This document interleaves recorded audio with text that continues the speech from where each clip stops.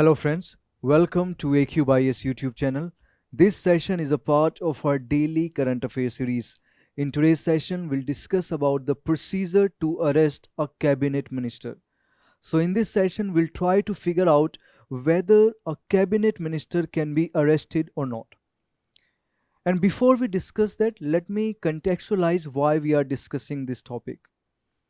So recently, a cabinet minister has been arrested for making derogatory remarks against the Chief Minister of Maharashtra.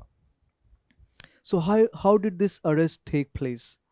Because we know that a cabinet minister enjoys certain privilege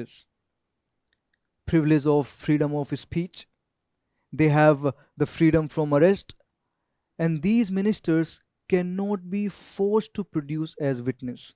So, these are three privileges which you can remember. First, freedom of speech. Second, freedom from arrest. And third, they cannot be forced to produce as witness. Now, this freedom from arrest, it is provided by Section 135 of CRPC, Criminal Procedure Code 1908. Okay. Now, this section 135, it deals only with civil cases. So this protection, this immunity is available only in civil cases. And this arrest, it came in criminal offense. So the cabinet minister has been arrested under criminal offense. So section 135 cannot do anything in this matter. Now, there is one more fact you must know.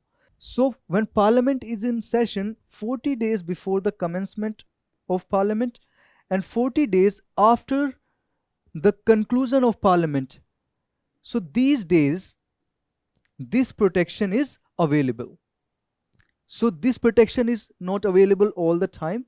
This protection is available 40 days before the commencement of the Parliament and 40 days after the conclusion of the Parliament.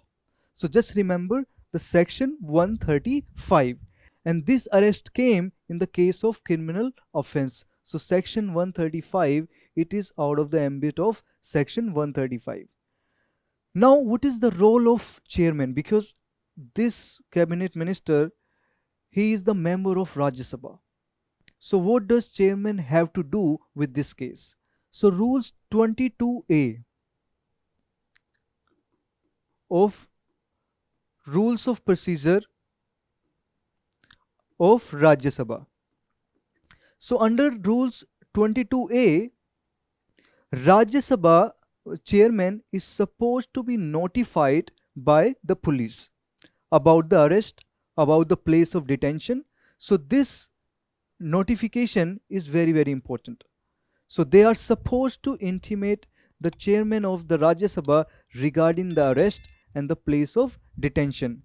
And Rajya Sabha chairman will get it published in Rajya Sabha bulletin. So just remember rules 22A. Now in the constitution, president is the only figure which is immune from both civil proceedings as well as criminal proceedings. However, the ministers, cabinet ministers, are not protected from the criminal proceedings. So the criminal proceedings can be instituted against the cabinet ministers, because under section 135, protection is available only in civil cases. So from the exams perspective, just remember about the section 135. You must be aware of parliamentary privileges, freedom of speech and freedom from arrest, and they cannot be produced as witnesses. So these three privileges are important. Besides that, you must know about rules 22A of rules of procedure and conduct of business in the Rajya Sabha. So these rules are also important, and I have provided the notes. You can download it in order to have little more idea about the news. And if you have liked our initiative, you can subscribe our YouTube channel for more such videos. You can follow our social media platforms for daily current affairs content. So that's all for today's session. I'll see you in the next session soon. Thank you.